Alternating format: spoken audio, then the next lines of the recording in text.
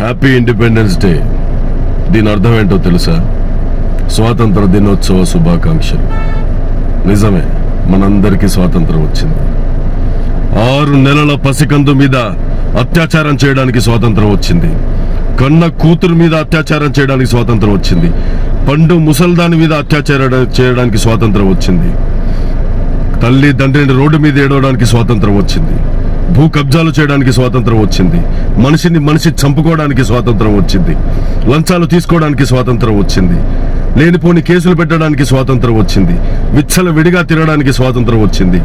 Drugs, కోకైన్స్, betting యాప్లని చెప్పి ఎవడు పడితే వాడు ఏది పడితే అది చేయడానికి స్వాతంత్రం వచ్చింది. ఈ లోకం ఎన్నటికీ మారదు. ఎప్పటికీ ఎవ్వరికీ బుద్ధి రాదు. సిగ్గుండాలి ఒక్కొక్కడికి. ఈ దేశంలో ఎవ్వడికి జాతీయ జెండా పట్టుకునే అర్హత లేదు. ఒకప్పుడు బ్రిటిష్ వాళ్ళని తరిమి కొట్టినందుకే స్వాతంత్రం వచ్చింది.